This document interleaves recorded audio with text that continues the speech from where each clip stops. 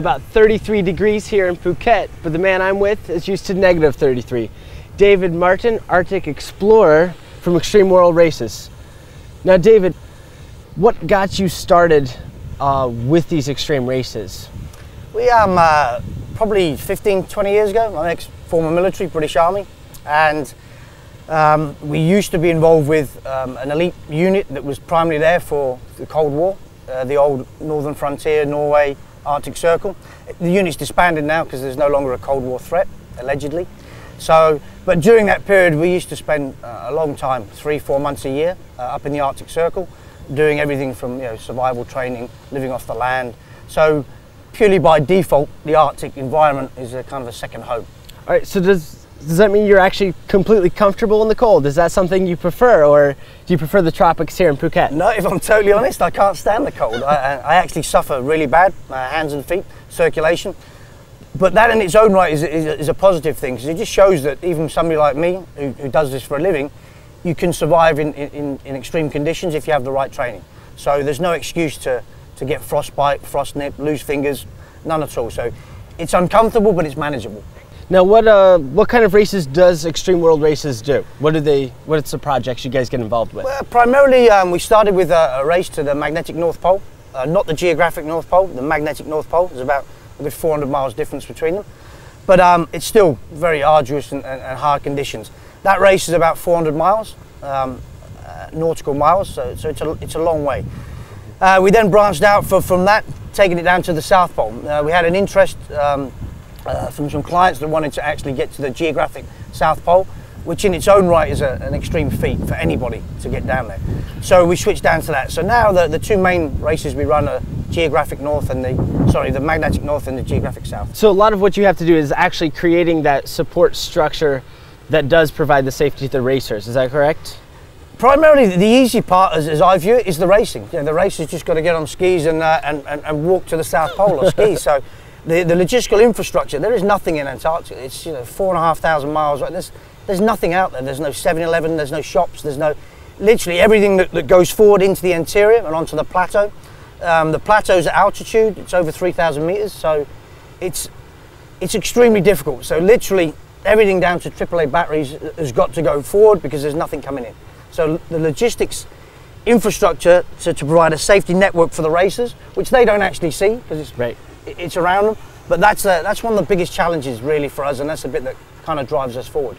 The temperatures can range between anything on a nice day at -10 and can drop to -50. And with katabatic winds of 80-100 miles an hour, it can get a little bit chilly. So we need to be prepared with all the equipment should they make life comfortable, should we say.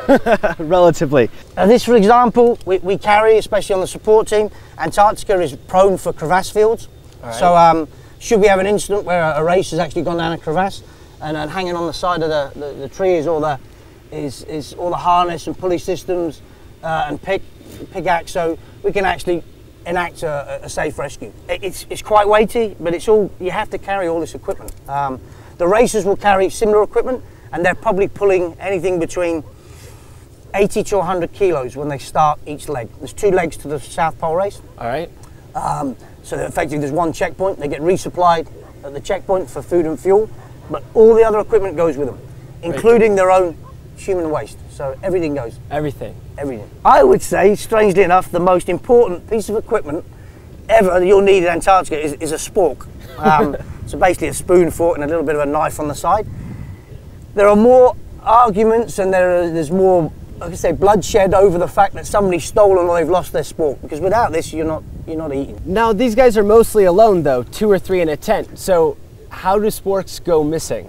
If you can answer that question for me, I would welcome the advice. No idea. It's one of the most contentious issues we have, strangely enough. But these jackets, fantastic. Canada Goose, phenomenal jackets, stand around all day with those. And obviously, if you're very cold on top, you can wear a nice hat like you're wearing yourself. Right, yeah. It's actually getting a bit hot.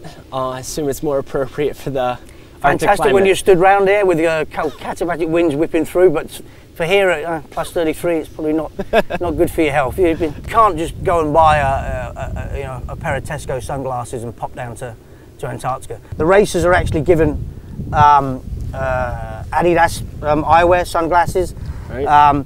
They'll generally race with goggles, full protective goggles, right. But they could also race with sunglasses with eye protective wear around the side. But they're all, Okay. UV, 5 rated. They're all top end glasses, very, very keen. And again, even unless they're in the tent, they wear glasses. I do get the question, obviously, a lot of the time. Going to the toilet in Antarctica can be quite difficult with strong winds and very cold temperatures. The best thing is after time is practice.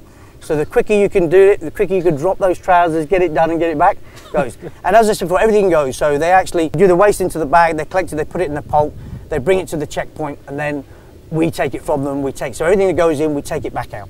We don't want to leave waste scattered around the whole of Antarctica. How is making that adjustment from going from a place that's so bleak and has no population to when you're here in Phuket, you're actually on Bangla at one of the bars? Yeah, my wife owns a bar, Sunset Bar in Bangla Road. Welcome to Sunset Bar. So how's making that transition?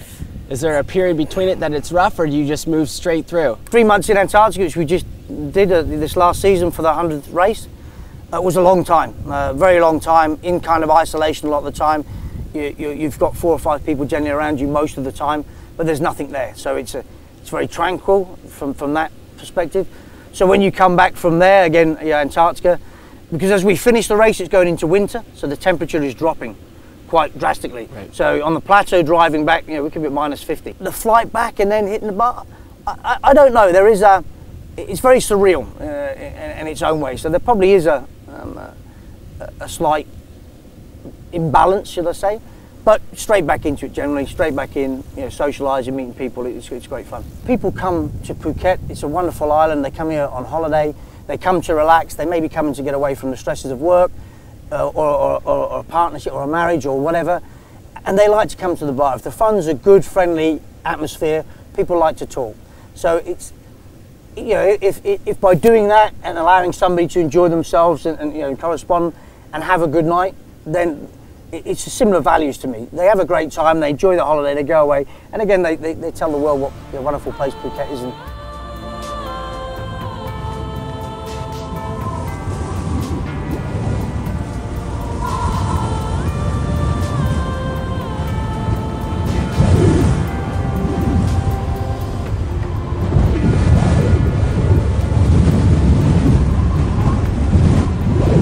Mr. Singh's Fashion Gallery, Patong Beach, Phuket, the world's biggest and most exclusive international custom tailor. Call us for a free pickup from your hotel. Latest fashion designs, ready in just 24 hours. Don't waste your precious time looking for small and inexperienced tailors. Mr. Singh's Fashion Gallery. Call us for a free pickup from your hotel on 076 345 037. สวัสดีปะทอง Plenty Lobby Lounge serves very special weekly menu promotion.